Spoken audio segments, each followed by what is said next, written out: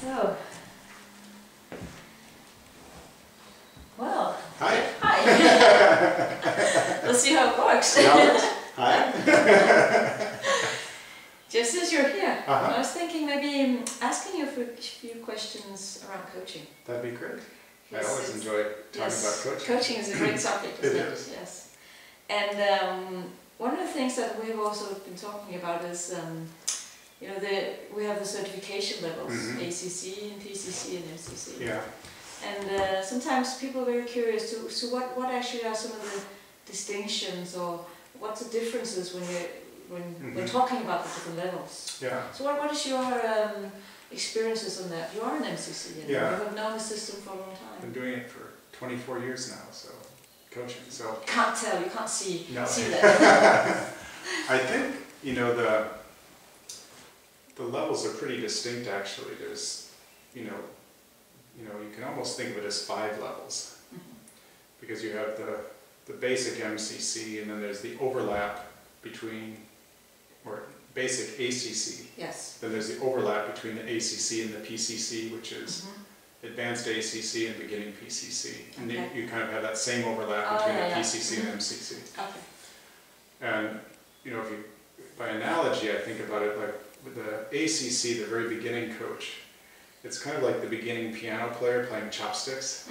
Don't, Yes, yes. don't. And you know they're a beginner because they're having to really pay attention to what they're doing. Yes. And because they have to think about what's the right question, where I'm in a coaching model, they're having to put a lot of their attention on what they're doing. Yes. So they're more present to the structure and the process, and they need more support in terms of structure. Yes. And, you know, it's natural in terms of development. That's how we do it, whatever we do. Yes.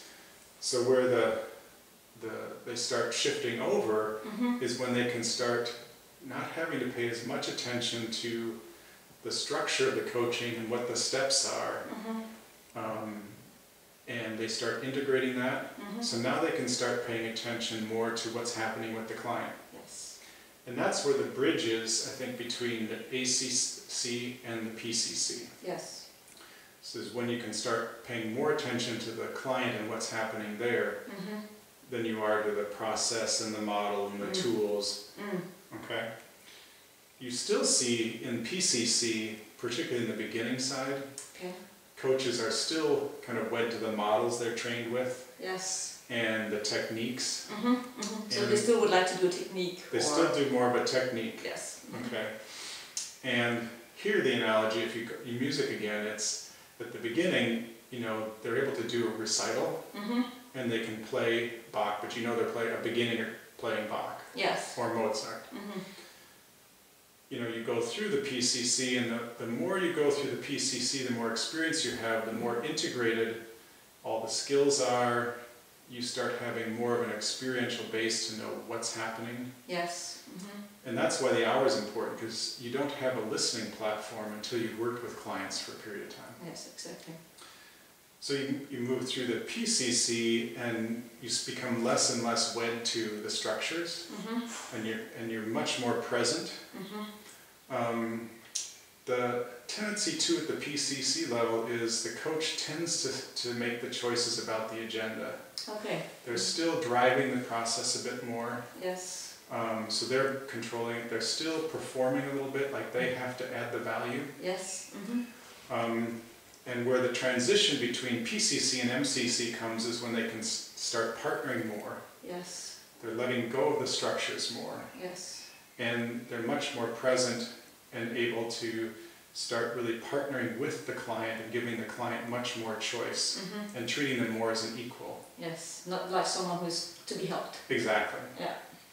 And so then as you get into the MCC range, they can take, and it's more improvisational jazz. Okay.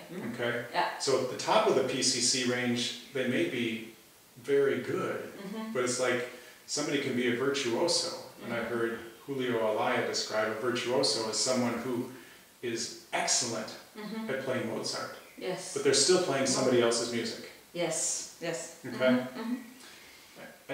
that's at the top of the PCC and the beginning of the MCC, but at the beginning, as you move solidly into the MCC, they're able to improvise. Yes. They're able to create spontaneously with all their experience with the client, in full partnership with the client. And it's much harder to tell who's leading and who's following. And it's much more of an improvisational dance. And I think because the MCC, with the hours of practice, they have a much deeper experience to draw on, to know what's happening, to be able to, they're able to track more levels of the coaching, and presence is much deeper and much more a part of the coaching than the words. Yes. In the beginning, it's much more about the words and what the client's saying. And at the MCC level, it's all of that, plus there's a huge emphasis on who the client is being and knowing who they're being. Yes. So I think that's kind of how I see it and how it kind of lays out. Yeah. And I think where people get confused is they think that virtuosity at the PCC level is MCC. Yes.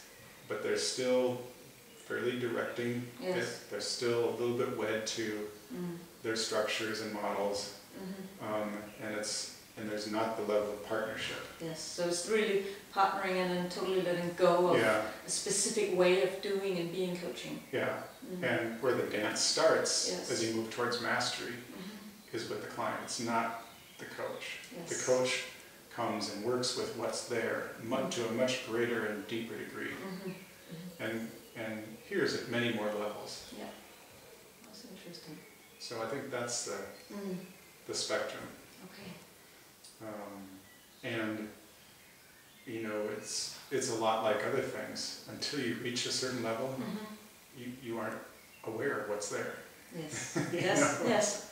And then you can look back and say, well, why didn't I ever notice that? But you just don't. Yeah. And for beginning coaches or PCC level coaches, all they have to do to know that that's true is to think back to when they began and how hard they had to think and how often they found themselves working. Yes. Working hard, actually. Working hard. Yes. Yeah. And so the degree of working hard, you know, it's up here with the ACC and it just drops down dramatically. Yes. So with an MCC, they're very relaxed. And the other thing you'll see is that the kinds of questions change. Yeah. Here there tend to be, you know, multiple questions or, you know, run-on things. And at the MCC it might just be a couple words.